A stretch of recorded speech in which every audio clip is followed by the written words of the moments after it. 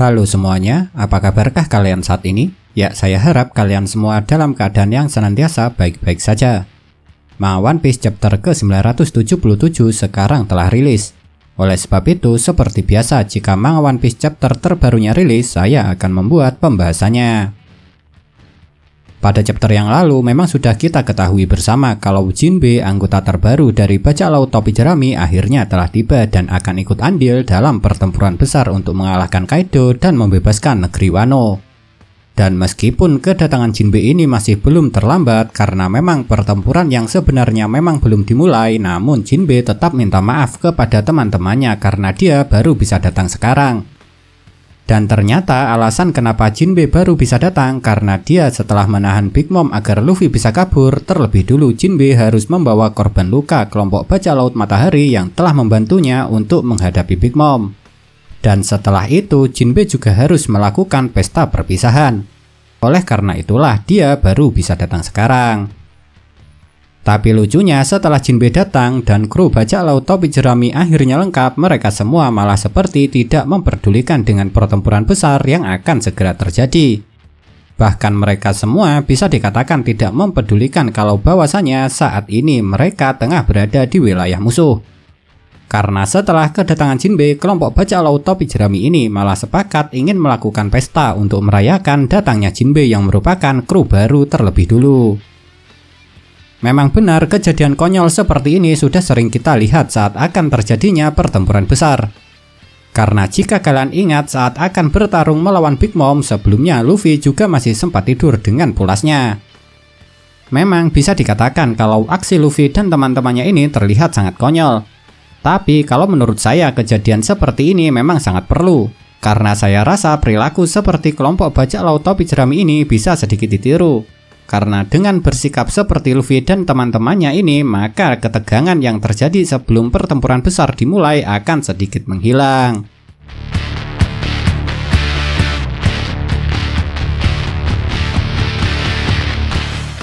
Setelah ancaman dari kapal anak buah Kaido sudah hilang, sekarang memang sudah waktunya untuk merundingkan ulang mengenai strategi mereka untuk menyerang Kaido.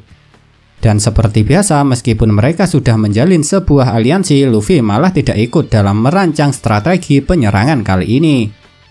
Tapi hal itu memang sudah bisa ditebak. Dan meskipun Luffy ikut dalam merancang strategi, tapi seperti yang kalian tahu kalau pada akhirnya Luffy juga tidak akan pernah mengikuti strategi itu. Tapi menariknya pada perundingan strategi kali ini, Law malah mengatakan kalau dua orang idiot itu akan menjadi umpan dan pengalihan perhatian yang bagus. Dan tentunya kalian tahu siapa yang dimaksud Law dua orang idiot itu. Ya benar, dua orang itu adalah Luffy dan Kid. Karena memang menurut Law, Luffy dan Kid meskipun mereka berdua diberitahu mengenai strategi, Luffy dan Kid akan selalu terus maju ke depan. Dan apa yang dikatakan oleh Law itu memang benar adanya. Karena Luffy dan Kid, dua kapten anggota bajak laut generasi terburuk ini memang tidak pernah memperdulikan sebuah strategi. Karena buat mereka yang penting adalah terus maju dan terus bertarung sampai musuh yang mereka hadapi berhasil dikalahkan.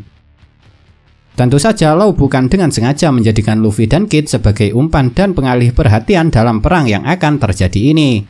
Tapi Law membuat strategi sesuai dengan watak yang dimiliki oleh Luffy dan juga Kid. Oleh sebab itu, Law yang tahu bagaimana watak dari dua orang yang dia bilang idiot itu, maka daripada Law pusing untuk mengatur dua orang yang tidak bisa diatur, lebih baik Law membuat strategi yang memanfaatkan watak Luffy dan Kid yang akan terus maju di barisan paling depan dan terus menyerang sebagai sebuah umpan dan pengalih perhatian. Dan saya rasa Luffy dan Kid memang sangat tepat untuk dijadikan umpan, karena mereka berdua memanglah orang yang juga diincar oleh Kaido. Karena seperti yang kalian tahu, kalau setelah Kaido berhasil mengalahkan Luffy dan Kid, Kaido ingin menjadikan Luffy dan Kid sebagai anggota barunya.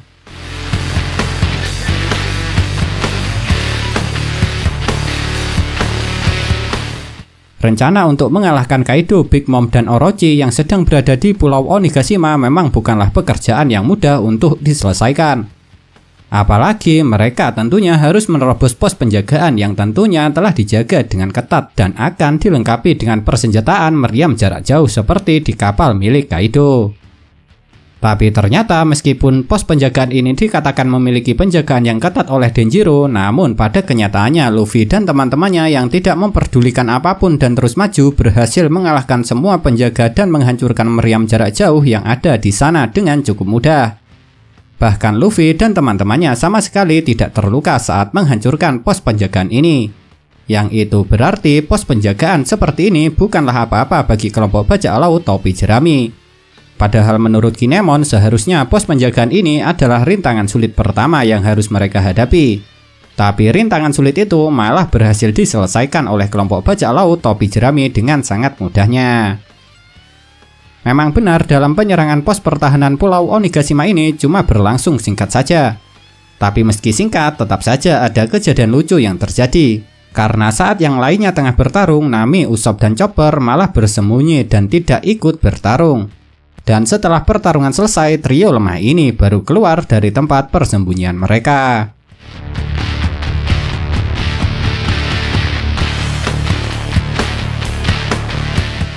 Pada chapter kali ini, setelah Luffy dan teman-temannya berhasil mengalahkan para penjaga pos penjaga yang dikatakan sebagai rintangan pertama untuk menyerang Kaido di Onigashima, rencana mereka yang ingin merayakan kedatangan Jinbe, anggota yang baru bergabung, masih belum berubah. Tapi tiba-tiba sebelum pesta minum-minum itu dimulai, Luffy malah memiliki ide agar pestanya ditunda terlebih dulu. Karena menurut Luffy, pesta yang akan mereka gelar itu akan semakin besar dan seru setelah mereka berhasil mengalahkan Kaido, Orochi, dan juga Big Mom. Dan memang seharusnya itulah yang harus mereka lakukan, karena sekarang memang bukan waktunya untuk berpesta. Tapi menariknya saat Luffy akan menuju ke tempat Kaido, tiba-tiba Kid yang mengejar dari belakang dengan kapalnya mengatakan kalau yang akan mengalahkan Kaido adalah dirinya. Karena Kid memang ingin membalas dendam pada Kaido yang telah membuat Killer berubah menjadi periang akibat dia diberi makan buah iblis buatan Smiley yang gagal. Dan tentunya Luffy yang tidak ingin kalah juga langsung memerintahkan Jinbe yang telah menjadi jurumudi kapal untuk membalap Kid. Memang benar jika dalam sebuah kerjasama, sebuah persaingan itu tidak akan memiliki akhir yang baik. Tapi persaingan antara Luffy dan Kid ini mungkin bisa mendapat pengecualian. Karena jika kalian ingat saat mereka berdua di penjara karena persaingan yang mereka lakukan, Luffy dan Kid malah berakhir kenyang karena mereka berdua berhasil mendapatkan banyak makanan. Dan karena sebelumnya persaingan Luffy dan Kid berakhir dengan baik, mungkin persaingan Luffy dan Kid kali ini untuk mengalahkan Kaido juga akan berakhir baik, meskipun tentunya mereka berdua juga harus berjuang sampai melebihi batas maksimal kekuatan mereka.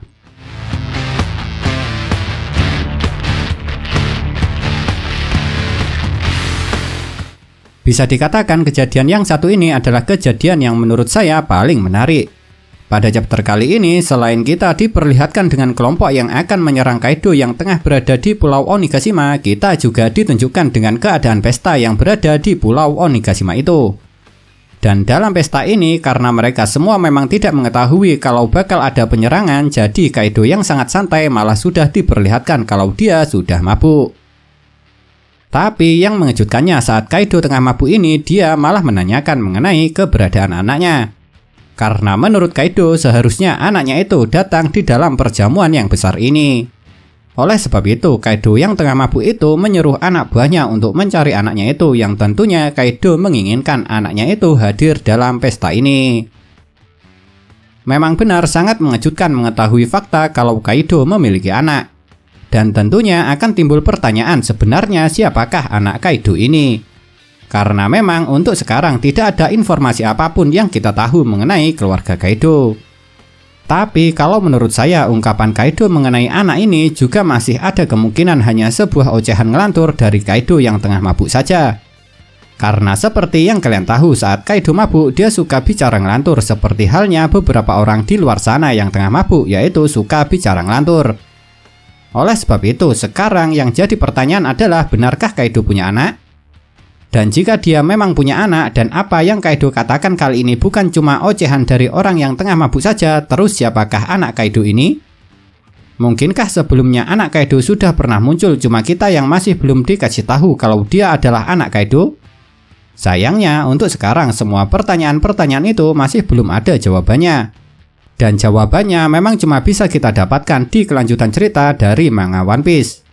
Oleh sebab itu, buat kita-kita yang penasaran cuma bisa menunggu kelanjutan dari manga ciptaan Eiichiro Oda Sensei ini.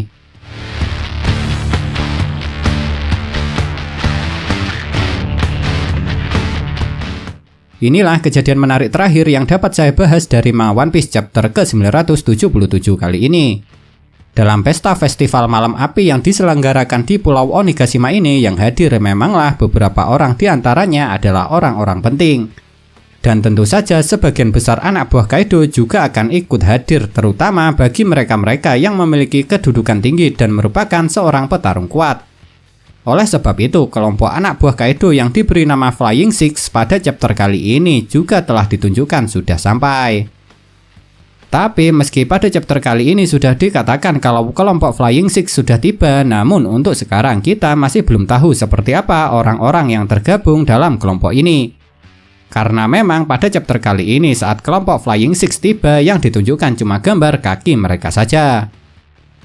Memang benar, dua orang anggota Flying Six kita sudah tahu siapa orangnya. Ya, dua orang yang tergabung dalam kelompok Flying Six ini adalah X-Drake dan juga Pac One.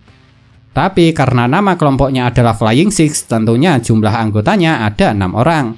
Yang itu berarti masih ada 4 orang lagi yang belum kita ketahui dari kelompok Flying Six ini. Dan untuk sekarang meskipun cuma diperlihatkan kakinya, namun 2 di antara mereka memiliki ciri-ciri yang sangat spesifik, yaitu 1 orang adalah perempuan dan 1 orang lagi adalah pendekar pedang. Tentu saja untuk sekarang kita belum tahu seperti apa kekuatan para anggota Flying Six yang lainnya ini.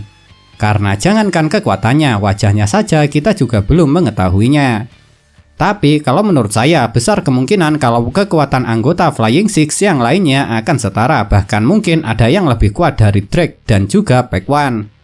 Kira-kira siapakah yang akan mengalahkan para anggota Flying Six ini?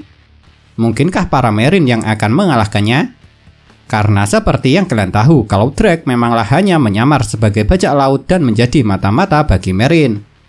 Jadi tentunya Drake sudah membocorkan segala informasi mengenai Flying Six beserta mengenai Kaido kepada Marine. Tapi mungkinkah pasukan Marine akan datang ke Wano? Ya, siapa yang tahu. Tapi yang jelas perang untuk melawan Kaido ini akan menjadi perang yang sangat besar. Karena menurut Oda Sensei sendiri, dulu dia sudah pernah mengatakan kalau perang di negeri Wano ini akan menjadi perang yang lebih besar daripada perang yang sebelumnya terjadi di Marineford. Nah, itulah kejadian-kejadian menarik yang dapat saya bahas dari manga One Piece chapter ke-977 ini. Kalau menurut kalian, kejadian manakah yang paling menarik? Tinggalkan komentar kalian ya.